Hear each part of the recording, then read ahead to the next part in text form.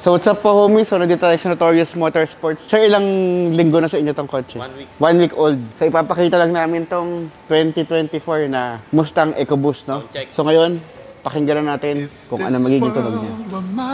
Hey, Roman numeral 7, babe, drop it like it's hot. If this world was mine, I'd take your dreams and make them multiply. If this world was mine, I'd take your enemies in front of God. Introduce them to that light, hit them strictly with that fire.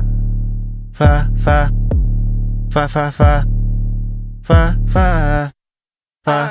So what's up po homies? So nandito tayo sa Notorious Motorsports. So ngayon, meron tayong bagong project. Sir, ilang linggo na sa inyo tong kotse? 1 week. 1 week old. So dinala niya dito sa Notorious. So bago ang lahat, papakilala natin si Sir. Anong name po nila?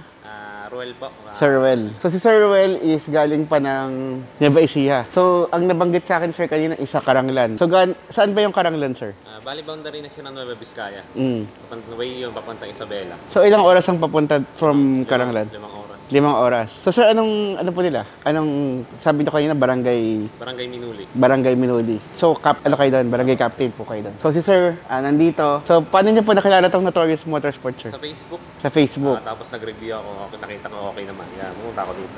So, Notorious Motorsports, mag-10 taon na ho kami gumagawa ng mga exhaust. Marami na rin gumagaya sa amin, pero hindi nila kaya kami gayahin. Dahil kami lang ang #1. Pagdating sa tambucho, sa mga exhaust, sa mga performance, Notorious pa rin ang #1. So, ipapakita lang namin tong 2024 na Mustang EcoBoost, no? Soundcheck. Okay, bagong-bago. So, ano ba itong ginawa natin? So, itong Mustang kasi na EcoBoost, bihira pa lang gumagawa nito. So, itong EcoBoost, meron siyang active mode, meron siyang silent mode, at meron siyang sports mode. So, kami, gusto namin gumana pa rin yun kasi yung iba, tinatanggal na yun. Sa amin, gusto namin gumana pa rin. So, ano bang ginawa namin? Nilagyan namin siya ng 2 acrophobic na muffler tip. So, naka-quad tip siya, kung makikita nyo. Tapos, kinabit pa rin natin yung active mode niya, tsaka sports mode niya. Tapos, ito yung pinaka-pipings natin. 2.5 pipings. Tapos, makikita nyo, may mga laser cut flanges pa rin siya. So, ayan, makikita natin, ito yung pinaka-resonator niya. So, may resonator pa rin tayo kahit na mabilis na yung kotse. Napaka-importante nito, mas mahabang resonator, mas tahimik, mas maiksi, mas maingay. So, ang habol natin dito,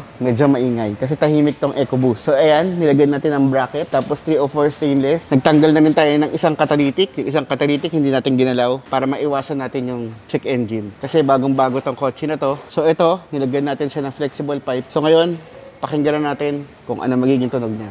So, ito yung bagong-bagong Mustang na 2024. So, start ko natin.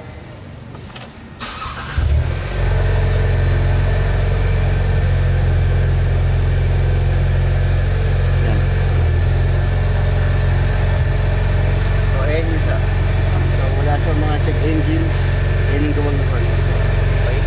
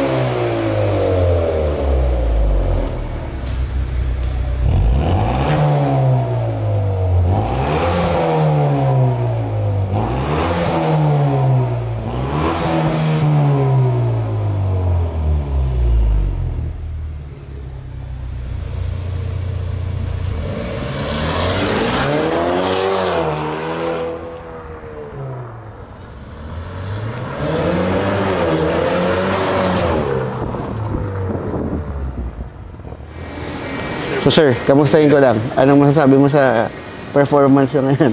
Okay. Kasi kailangan ko talaga medyo maingay. Ayaw ko ng tahimik kasi sports car. Pag mabilis yung takbo mo, kaya tahimik ka, hindi na mapansin ng mga pedestrian. So ito okay na.